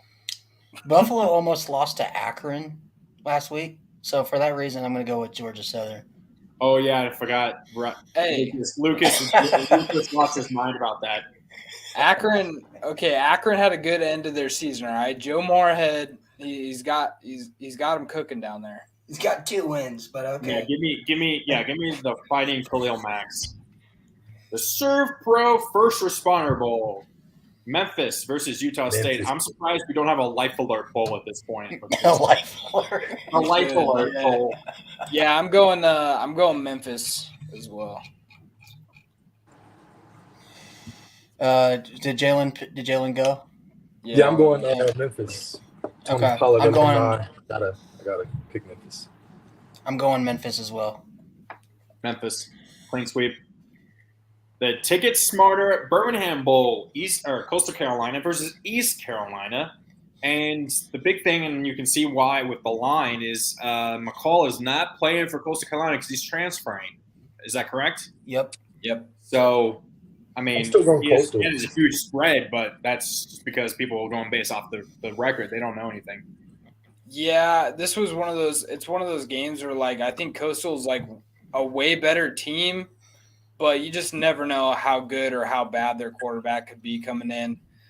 We talked about that earlier with Oregon in 2015. So East Carolina, I'm going with them. I'm going to go with East Carolina as well, and one of the best named quarterbacks in college football as well, Hunter Ehlers. Yeah, then you taking East Carolina, or are you taking? I'm going Coastal. I hope they end up riding it out without their starting QB. Got it. You're going to go by yourself. I'm taking East Carolina, and I fully now expect Coastal Carolina to win and give them a free point. So you're taking the Fighting Zay Jones. Yeah. No, Zay Jones is East Carolina. No, that's what I was saying, Connor. Yeah. Oh, yeah. Y'all picked the East. Yeah. Oh, yes. Sorry. I wasn't sure I thought you were talking to Jalen. The Guaranteed Rate Bowl. More mortgage shit. Wisconsin versus Oklahoma State. What? Wesco is a 3-point favorite. The real question is, do either of these teams get a guaranteed rate? No. I'm going Oklahoma State. I got some old alumni there too. A bunch of old friends that played there. Yeah, I wanted to go Oklahoma State in this one because my cousin actually knows the mascot for Oklahoma State. So I wanted to go with them, but without Spencer Sanders. But Wisconsin is without Graham Mertz, who might be one of the worst quarterbacks in college football history. Which is good for them, might make them actually a good team. So I'm going to go Wisco. So my whole thought process going into this game is Wisconsin, their starting quarterback was one of the worst quarterbacks in college football history. Spencer Sanders was somewhat usable. So I went with Oklahoma State for that reason. Yeah, I'm taking Oklahoma State. Go Pokes. UCF Knights versus Duke in the Peraton. Peraton. I don't know what that is. Peraton Military Bowl. I'm guessing that's some military corporation, probably. UCF, the old Coach Frost. Gotta go with him. Yeah, I'm gonna go UCF as well. I went Duke here. I think that the former Mike Elko, their new head coach, got them turned around from a 2-win team to an 8-win team in one season. So give me the Blue Devils. Yeah, and he won Coach of the Year, I think, in the ACC for that. But yeah, give me UCF. So Ryan's all by himself. The AutoZone Liberty Bowl, Kansas versus Arkansas. I think I picked the Razorbacks. I don't remember. This game has me thinking about that Vine from 2015 where that Indian lady was getting so upset about the fact that we called it Kansas and Arkansas instead of Arkansas. They did that stuff on purpose, man. Yeah, I'm taking Arkansas. Yeah. I'm gonna go with Arkansas as well. Arkansas clean sweep, surprisingly. I just couldn't trust Kansas after falling off. They started off 5-1 to finish 6-6. Yeah, or 5-0. So here we go. San Diego County Credit Union Holiday Bowl. This is the Poinsettia Bowl. This is what it used to be. Number 15, Oregon versus. Well, no, they're used to. It's always been the Holiday Bowl. Lucas, can we talk about the fact that there's another one in San Diego called the Poinsettia Bowl? Can we talk about the fact, Lucas, that the Holiday Bowl missed out on a really good matchup between Oregon and Notre Dame? Yes, they did. They I'm taking Oregon and the points here because May's not going to have his top target, and is Downs did Downs enter? Corner. Downs, I think, entered Yeah, the draft. Yeah. I know we're not going to have our best corner, but honestly, I maybe this is biased, but I just think Oregon athletes are better. So I'm taking the Ducks and the points. Jalen's like, thank you. Appreciate that. I'm glad you said that. I appreciate that. But Jalen, you're going with the Ducks, right? Oh yeah, Of course. No, he's definitely going with the target. All right, so No, he's absolutely taking the Tar Heels. But no, the fact that Lucas just said that Oregon has better athletes is a fact because North Carolina just had 2 5-star cornerbacks transfer. Tony Grimes. Yeah, and they were not good, even though they were 5 stars. So, yeah, for that reason, give me the Fighting Bo Nix and the Oregon Ducks to absolutely quack North Carolina. Yeah, go Ducks. Go Ducks. It's going to be the best uniform game, too, by far. It probably will be, though. Yeah. Hey, those Ducks are going to cut the horns off of those Tar Heels, man. Yeah, and then we're going to take their corner after the game. Tony Grimes is going to go to you guys. Tony Grimes is usually Duck. Oh, Storm Duck. He's got to go to Oregon. Got to be a Duck. Okay, the Tax Act Texas Bowl. I'm surprised it's not the Tax Act Tax Slayer Bowl or something, but that's a different company. So Texas Tech versus Ole Miss. I'm going Ole Miss. Ole Miss. I just watched The Blind Side. Hey, you know what? I'm going with Ole Miss as well. Jackson Dart is still one of the best quarterbacks in college football. I mean, Texas Tech could come out. Mike Leach. I don't know. I mean, it's been 14 years or so.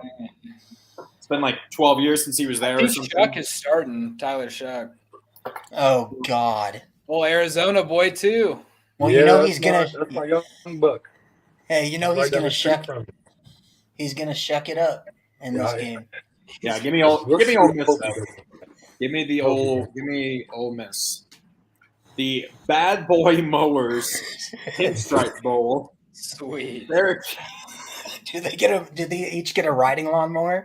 Is that like what they're getting? I was they're not going to know how much because it was Virginia Tech versus Maryland, so I was at this game last year. I don't remember any mowers, unfortunately, but Maryland did run and destroy Virginia Tech like they were on mowers and they just cut us down. So you guys also made the mistake of wearing helmets with like a Yankees style Yeah, we did it kind of as a tribute because the Yankees had done stuff for VT after the shooting in 2007. So the Yankees, I think, every year since then have had like a Virginia Tech Remembrance Day. You never associate yourself with a Yankee because you will always choke. That's facts. Until the Yankees win another. That's facts. No socks. That's true. Until the Yankees win another championship in within the next 5 years, and we all. They won't, dude. The Red Sox just got Kenley Jensen. We're winning this ship next year. Watch them stop our podcast right now just to go see if Aaron Judge. Wow, Kenley fucking Jensen! After you guys absolutely fucked all up. we needed was a pitcher, man. All we needed was a pitcher. All right, move on. But anyway, who did Jalen take? Bogarts. Oh, Minnesota. Minnesota. Lucas, who you got? Yeah, I'm taking the Gophs. Yeah, give me Row the Boat, the Golden Gophs. Yeah, the Orange pulled a Kansas and started 6-0 and then finished 1-5 in the last 6 games. Meanwhile, Minnesota was up and down the entire time, but they finished kind of okay. So give me the Golden Gophers. This I don't understand how this matchup occurred, but obviously this is not a matchup that should have occurred at all. The Cheez-It Bowl, Oklahoma versus number 13. So you mean to tell me your reward for being the number 13 team in the country and being 9-3 is you get to play a 6-6 Oklahoma team? No, it's even worse. It's as comparable as when Bobby Bowden retired and they put Florida in like the Capital One Bowl or something. Hey, but at least if they win, they get a box of Cheez-Its for the rest of their life, or was it for a year? Florida State was Bobby Bowden's last season. Florida State was 6-6 or something, and they were in like the Capital One Bowl, and then he wins the game. And I just want to know who the 10% that picked Oklahoma is. Good. And then remind me to never invite them to a party. That's true. Hey, man, this is Andrew's, our old host, his favorite bowl game because he was eating Cheez-Its that entire month last year when Yes. Clemson was playing in that game. But anyway, Jalen, who you got? I'm going FSU. Yeah, Florida State by a lot. Hey, and former Duck, not talking about Micah Pittman because You're still salty. I'm not going to still say salty. it. But I'm not Just going to say say it. it. But, hey, former Duck Trey Benson, the good running back for Florida State. He's a stud. Got to go Florida State. Florida State. Give me the I'm sorry, Ryan. Seminoles. You're good. Okay. The Valero Alamo Bowl, 20 Texas versus number 12 Washington. Texas is a 5-point favorite. I'm not picking nothing else, Texas. Yeah, I mean, at this point, I you don't should gotta just say always, much. just always take the Big 12 team playing in Texas versus the Pac-12 team in this bowl at this rate. Yeah, and I will never pick the Huskies in anything ever again. So, yeah. All right. So Go on. So for me, we are not gonna hook the Huskies on this podcast tonight. We are gonna pick the Huskies and Michael Penix Jr., Mr. Big Penix Energy himself, to go out there and blow out the Longhorns in this bowl game. And it's a split. It's a split. Give me Wazoo. Or sorry, UW. UW.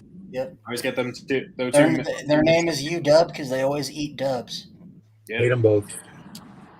They I only. mean, I feel like either way, Jalen, you probably would just rather have the stadium like collapse and have both teams lose, probably, right?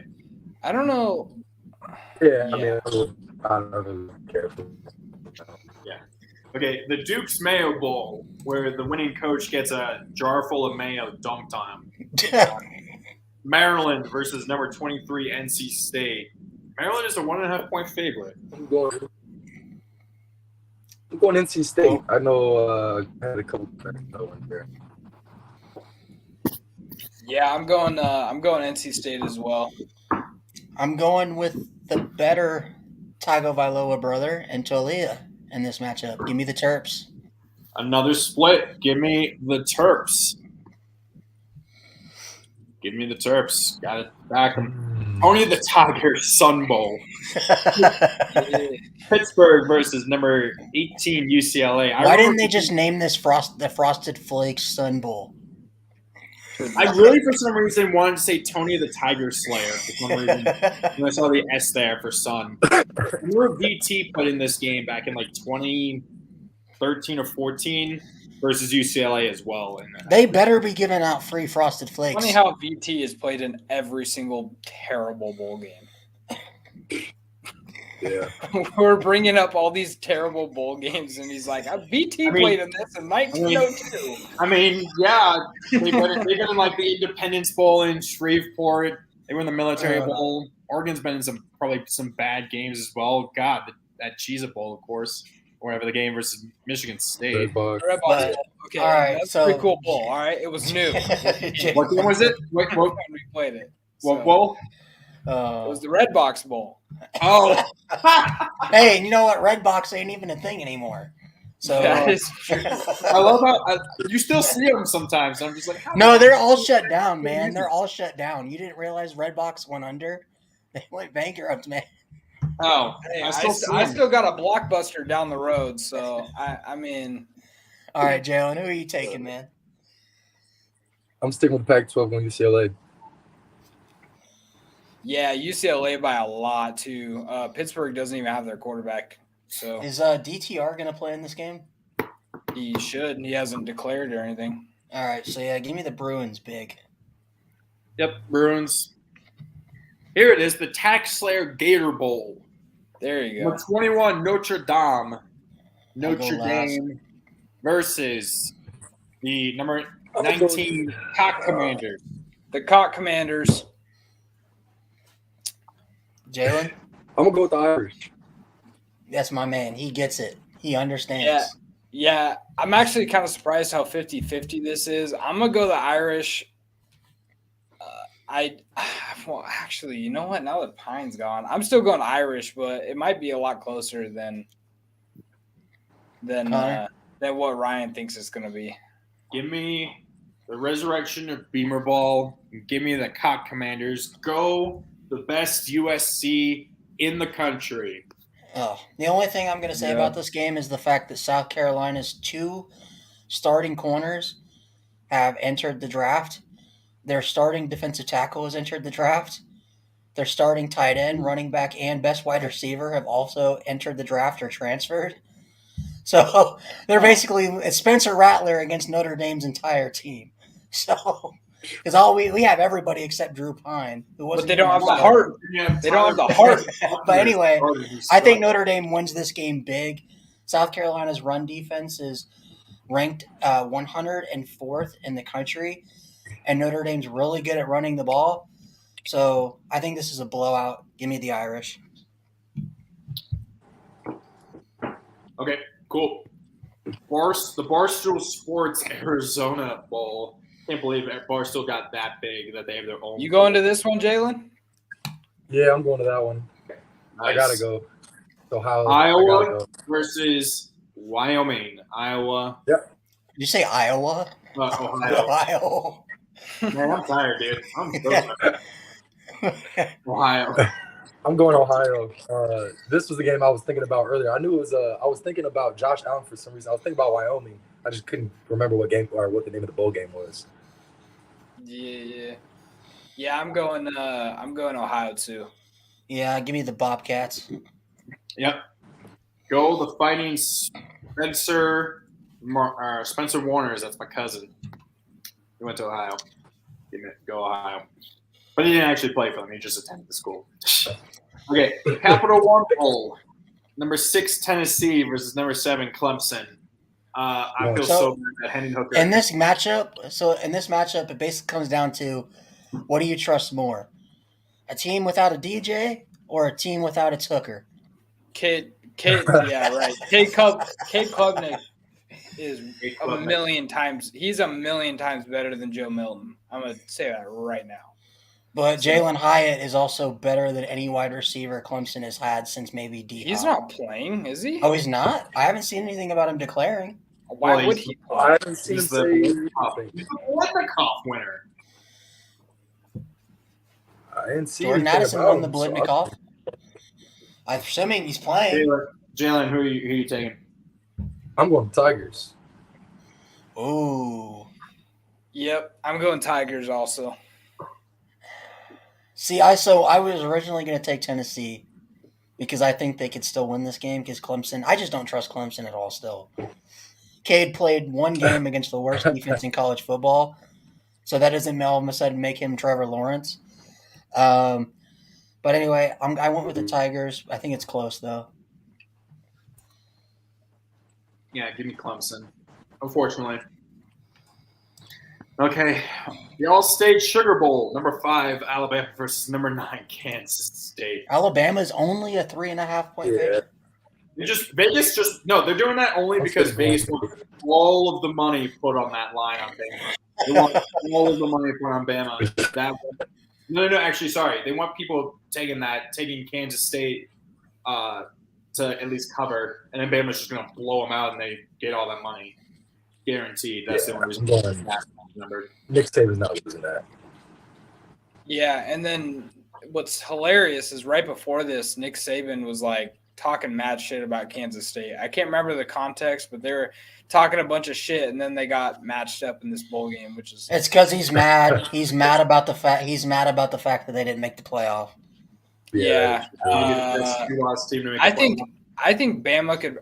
Kansas State gave everything they had in their conference title. I think Bama could probably like direct snap it to what's his face every play and still win this game. Jahmyr Gibbs. Jahmyr Gibbs. Yeah. I think they could probably just direct snap to Jahmyr Gibbs and win this game. Man, they get Trent Richardson out of retirement, put his ass on the field. Bama still win this game. I mean, I'll say Alabama Trent Richardson was kind of goated at times, so we'll say that. That is, But Trent Richardson now? Yeah, Trent Richardson when he was on Alabama was kind of goated. Isn't that dude? Isn't he playing in like the fan-controlled football league with like Johnny Johnny Manziel? Manziel was there. I know that much. Yeah. But Lucas, you want Bama? I was so tempted to take Kansas State because I think Kansas State is a lot better than their 9-3 record showed. I think Deuce Vaughn is playing in this game. I could see it. I could see Kansas State pulling the upset, but I just think Bama has too much talent. That's true. Bama. Yeah, Bama. Trans Perfect Music City Bowl. The rematch of last year's Music City Bowl. The exact same Music City Bowl. Iowa versus Kentucky. Heck yeah. I'm going Kentucky. Old Terry Wilson fan. Yeah, Terry Wilson. Yeah, I'm going to go Kentucky as well. Yeah, I went Kentucky as well. They still have Putrid Petrus as their starting quarterback, so. Kentucky. Okay. The first of the two playoffs. Man, I'm going Michigan, bro. Turbo Fiesta Bowl. Number 3, TCU versus Michigan. Yep. Go blue, baby. Go Yeah, blue. I hate to say it. I was a diehard Ohio State fan growing up, but I mean, Michigan's gonna get this one. And I hate TCU. I told you I'm going against it, so I don't care. Ryan. Ryan hates Michigan. I'm doing it. Give me Max Duggan, the real 2022 Heisman Trophy winner. Man. And the fighting Trayvon Boykins. Oh, God. Oh, my God. and the Horned Frogs of Texas Christian University to make their first national championship appearance. Nah. Blake Corum's still not playing, though, right? No, he's hurt. He's done for the year. But Edwards is pretty good. Hey, but Max Duggan has that Davis kid who's as fast as. Do we even know that Max Duggan can walk right now? Yes, he's had a whole month. He's fine. But they've got that Davis kid who I believe is like as fast as DeAnthony Thomas. Okay, let's chill out on that. That's a bold statement right there. That's a very bold.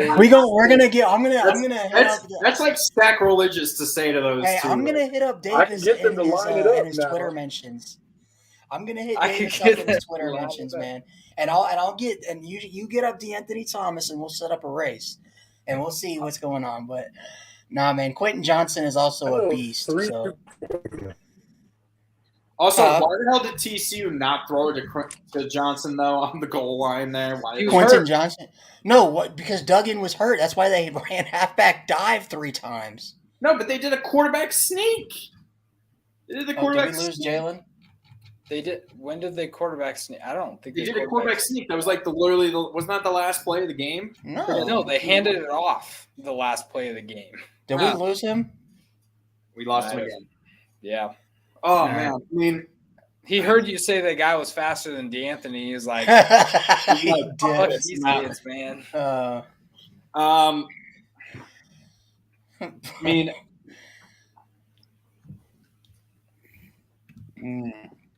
this is not hard for me at all. I don't know how it's hard for you. Like 7.5 points is generous. I think it should be upwards of 10.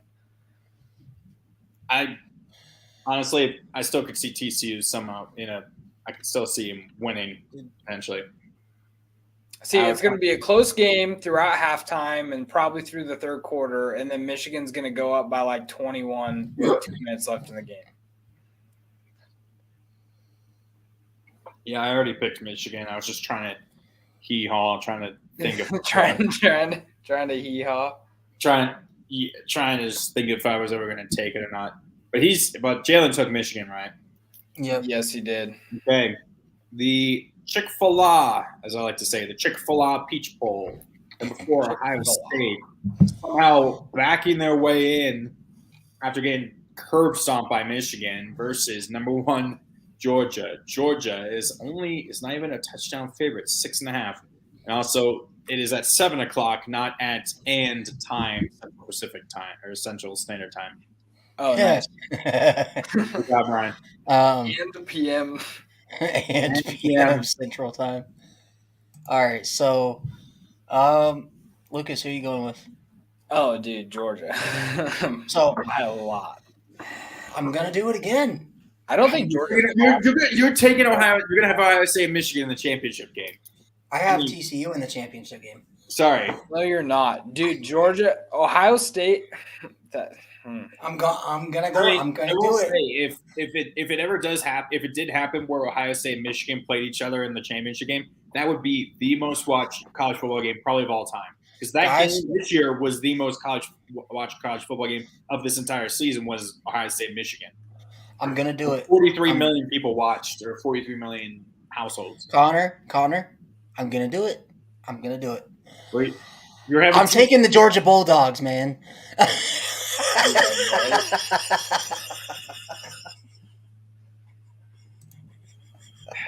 Yeah, Georgia. We're all taking the dogs. I don't know. Jalen might have took Ohio State just because he said he was a Ohio State guy, but I don't know if Jalen had to take off or if we'd lost him, but I think we lost him permanently at this point. Yeah, he was probably just like, screw this, I'm not trying no more. The Relinquist Bowl, number 22, Mississippi State versus Illinois. Illinois is a 2-point favorite. Mississippi State should be like a touchdown favorite after Mike Leach left or passed away. And the best part is Mike Leach said you need to act like a pirate, or you need to be like a pirate or what. This is in Tampa Bay where they have a pirate ship in the stadium. It's perfect. All right, Lucas. Who'd I pick? I actually picked the Illini in this one. Yeah, I just think they're going to probably run all over them, and then Mississippi State's just not going to have enough. I also think it's going to be like, there's one thing when you lose a coach to like going somewhere else, like to a different school or something, then they play motivated. There's another thing when you lose a coach to death, and it's like a different, like there's a sadness there to where it's like not as much motivation, I think. So I think Illinois ends up winning this.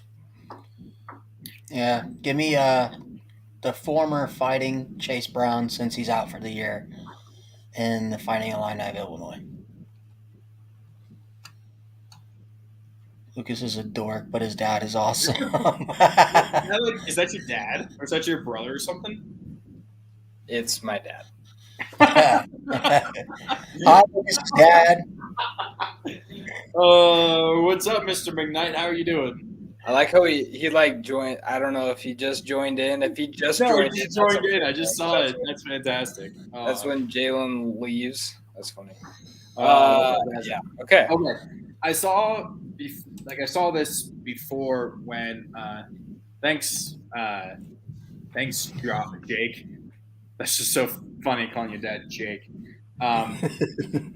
I think I saw that Illinois, it was like 50-50 or maybe leaning towards Illinois before Mike Leach died. And now it's like 77% towards Mississippi State. And I'm going to think they're going to come out motivated and win for their coach. Go Bulldogs. I'm the only one taking that, at least that's here. The Goodyear Cotton Bowl Classic, number 16 Tulane versus number 10 USC. USC is only a 1.5-point favorite. That is really surprising. That's that small. Really surprising. Tulane, they're a really good team, and shout out to Willie Fritz. However, USC has the Heisman Trophy winner, whether Ryan wants to say he is or not. He won the Heisman. He has it in his house. It's sitting there all nice and shiny looking, and Caleb Williams is going to absolutely ball in this game and beat Tulane, unfortunately. Go Pack. Yeah, I went USC as well. I think Michael Pratt's mind is going to be elsewhere as he thinks about transferring Notre Dame. Therefore, I think Every single quarterback in the portal. It's just so every quarterback's just going to transfer to Notre Dame. That's why they haven't committed yet, because they're like, who's going to go? Wait. First of all, you want Hudson Card. Now you want Michael Pratt. Then you want Sam Hartman. Which one do you want? You're gonna end up with Mertz. But yeah, give me the Trojans that always break on you, but not in the Cotton Bowl. You're 100% gonna end up with Mertz, by the way. No. That'd be absolutely hilarious. Well, we got Jack Cohn. We got Jack Cohn Yeah, from so Wisconsin. definitely getting Mertz then. That's guaranteed. Yeah. Okay. Yeah, I'm taking USC. The Cheez-It Bowl. Number 17, LSU versus Purdue. Why does Cheez-It get 2 bowl games? I don't understand this. No, they don't. Did they? Yeah, they do. They have the Cheez-It Bowl and the Cheez-It Citrus Bowl. Oh, I think it's just I don't know.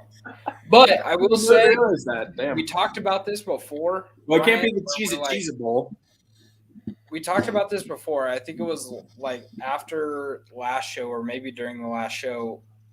I don't think that there should be unranked, like highly ranked teams against unranked teams like this. Like 17 is still kind of teetering, but I just don't understand it. However, I took Purdue to win this game. What? You realize Aiden O'Connell and Charlie Jones have declared for the draft, right? I don't care. You know, you realize Brian Kelly's record in bowl games? Yeah, I'm taking and non-New Year's and Six also, games. I'm pretty sure. I don't know where I heard this from, if this was even true, but Drew Brees is like one of the coaches for Purdue for this game. He's an interim assistant coach for Purdue. And LSU fans are really mad at him, even though he never went to LSU. It's just because he's a Saints legend, so they think that he's associated with LSU now. For that. But I will say Brian Kelly is 2-0 in the Citrus Bowl. But is he 2-0 in the Cheez-It Citrus Bowl? He is not. It was the Albertson Citrus Bowl. Yeah, exactly. What is Albertson? It's a store in like the South. You know what Albertson is? No. You uncultured swine. I've been down to Florida. I've just never been anywhere else that's south. But There's anyway. Alberts. They're not only in Florida. I've never seen them in Florida. But anyway, as the best LSU coach in the history of LSU would say, "Love you, man. Go Tigers." Are you sure he wouldn't say we're gonna execute them all? That's good. Yep. The greatest coach in LSU history. Give me LSU. Oh. And the Rose Bowl. Number 11, Penn State. Didn't this used to be the Vizio Rose Bowl or something like that? Something like that. Which one was the PlayStation? Oh, no, it's the PlayStation Fiesta Bowl. That's what it was. Number 11, Penn State versus number 8. Evidently, the Rose Bowl just thinks they're too good. They're too good for sponsors. Yeah, this year, so at Oregon, whenever they played in the Rose Bowl, they had this big old circular patch that said presented by whatever Rose Bowl shit.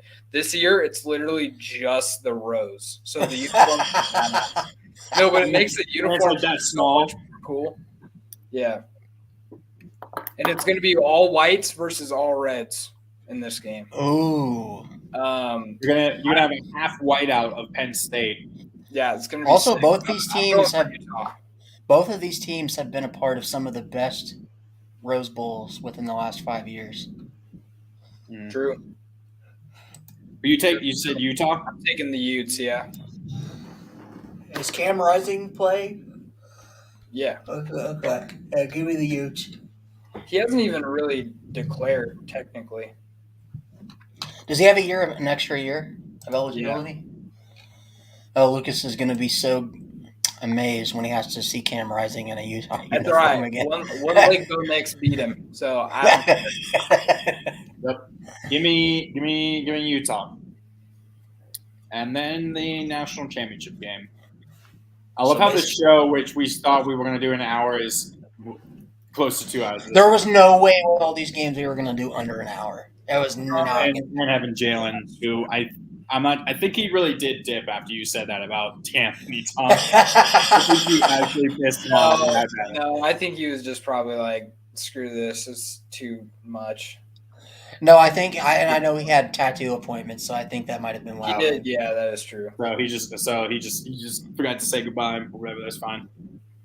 Yeah, he's busy, and then for any Oregon fans that are watching, he is selling a lot of used worn merchandise and stuff. He's trying to get rid of a lot of stuff out of his storage unit.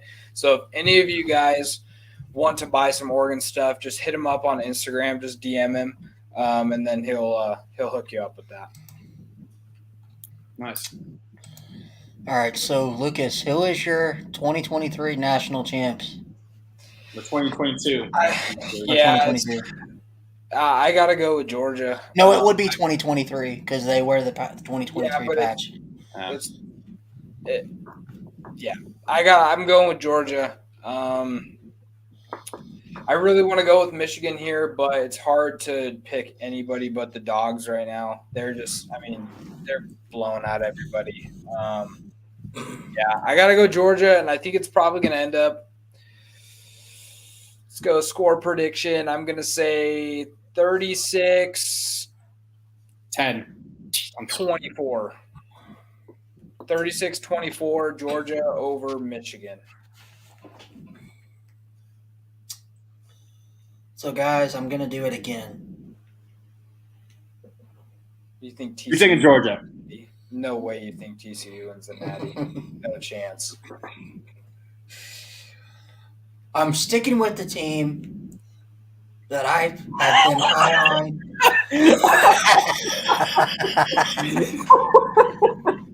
But as Lucas spends thousands of dollars on Jalen Jelks' jock straps. I didn't spend thousands of dollars. You only made me pay $5 for those. Yeah, he spent $5. And he has to buy one. He has to stuff it. So but anyway, I am going. Yeah, it was an extra $5 for the cup. So I was like, I'll just go with the jock strap. We'll be all right. But I am going with the team I've been high on all year. Give me the Bulldogs of Georgia University. Yeah. Georgia. Georgia wins the back champs. Hey, give me scores. Oh, my score? I'll give you scores and the point total. So mine, I have the point total of 63 points total, I think it's scored. So my game, I have 35-28 as my final score. Georgia over TCU. 35-28. My score total is 72. I scored 43-29.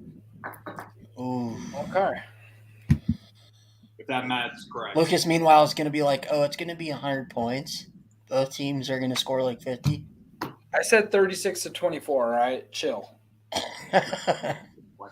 Okay, well, Jalen couldn't stay with us the whole time. As we finish the show, now we get the most viewers we've had all show.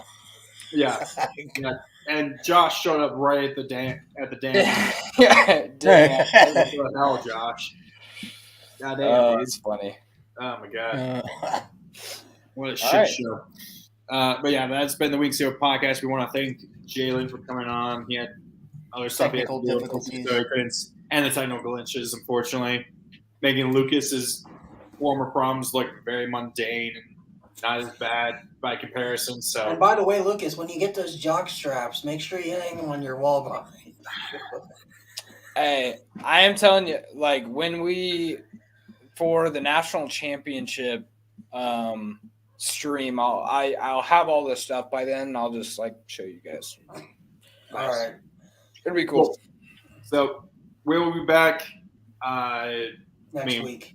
We'll still be doing next week, even with the bowl games, just talking about the bowl games that have happened, any other recruiter news, because that's the next thing we can talk about, because a lot of stuff has happened for our teams.